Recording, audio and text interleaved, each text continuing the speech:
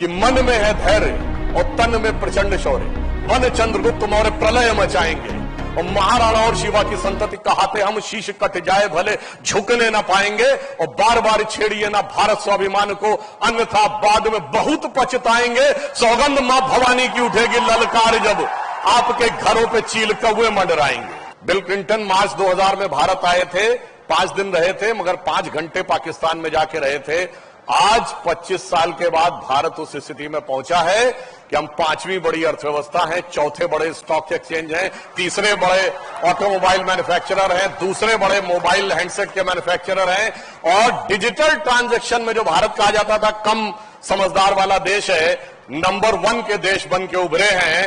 और IMF international monetary fund की chief क्रिस्टिनिया Georgia कहती है कि अगले वर्ष भारत वर्ल्ड के इकोनॉमिक ग्रोथ में 15% कंट्रीब्यूशन के साथ ब्राइटेस्ट स्टार होगा, और पाकिस्तान वहां कटोरा लेके खड़ा है। आज एक और संयोग है, आज जेठ का दूसरा मंगल है। लखनऊ में जेठ के मंगल की बहुत अद्भुत मान्यता होती है, और आज ऑपरेशन सिंदूर के बाद का दूसरा मंगल है।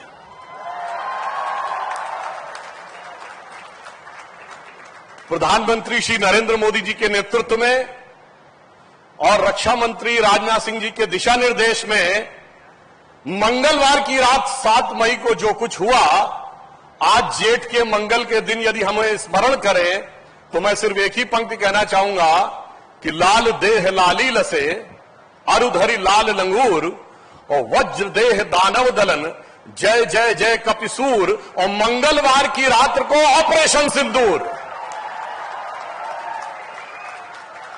और उसके बाद पूरे विश्व में जो परिस्थिति हुई है, एक बहुत बड़ा पैराडाइम हमने जो ब्रेक किया है दुनिया में, वो ये है कि हम दुनिया के एकमात्र देश बने जिसने किसी न्यूक्लियर पावर नेशन के अंदर घुसकर स्ट्राइक करने की क्षमता और हिम्मत दिखाई है।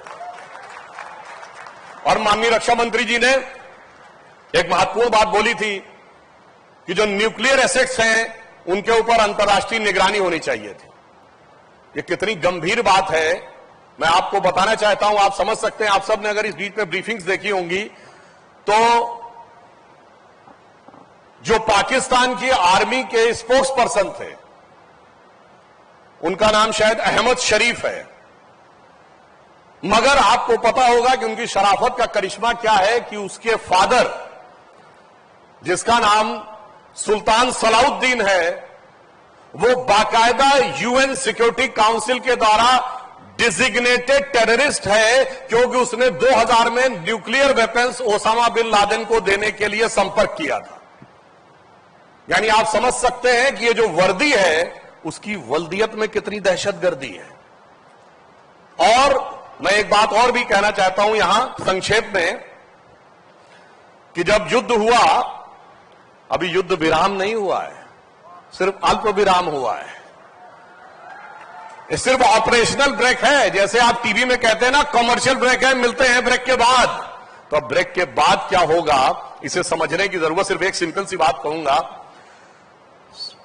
अंतरराष्ट्रीय मीडिया में बात आई, कोई हम नहीं कह रहे हैं कि अपनी तरफ से, कि यूएस स्टेट डिपार्टमेंट से उसकी प्रेस कॉन्फ्रेंस में पूछा गया कि क्या अमेरिका का कोई टोही विमान सरगोदा एयरबेस पे गया है जहां पर न्यूक्लियर लीक के बाद होने वाले रेडिएशन को नापने के लिए। वो सीधे कह सकते थे ऐसा कुछ नहीं है, और उन्होंने कहा कि मैं इस पर टिप्पणी नहीं करना चाहूंगा।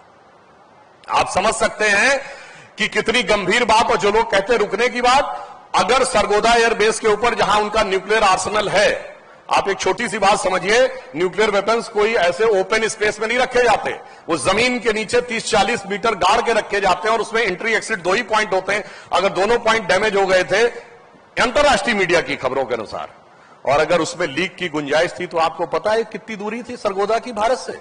सिर्फ 177 किलोमीटर। यानी उससे ज्यादा दूर तो लखनऊ से फर्रुखाबाद है। इसलिए जब कोई ऐसा डिजास्टर की संभावना थी तो क्या क्या चीजें रही होंगी, वो विषय बहुत सोच समझ के करने की बात है। इसलिए हमने धैर्य का भी परिचय दिया है और शौर्य का भी परिचय दिया है। तो जिसे एक पंक्ति में कहना चाहूंगा कि मन में है धैर्य और तन में प्रचंड शौर्य, वन चंद्रगुप्त मौर्य प्रलय मचाएंगे और महाराणा और शिवा की संतति कहाते हम शीश कट जाए भले झुकने ना पाएंगे, और बार बार छेड़िए ना भारत स्वाभिमान को, अन्यथा बाद में बहुत पछताएंगे। सौगंध मां भवानी की उठेगी ललकार जब आपके घरों पे चील कौवे मंडराएंगे। और मैं अंत में कहना चाहूंगा, आप सब मेडिकल के छात्र हैं और आप देखिए कि मेडिकल सेक्टर में, हेल्थ सेक्टर में भारत ने जो बड़ी छलांग लगाई है पिछले 11 वर्षों में। जब 2000 में ये शुरू हुआ था कॉलेज, तब भारत में 1 एम्स था, अटल जी के टाइम में 7 एम्स हुए, और अब मोदी जी के आने के बाद 23 और एम्स बने।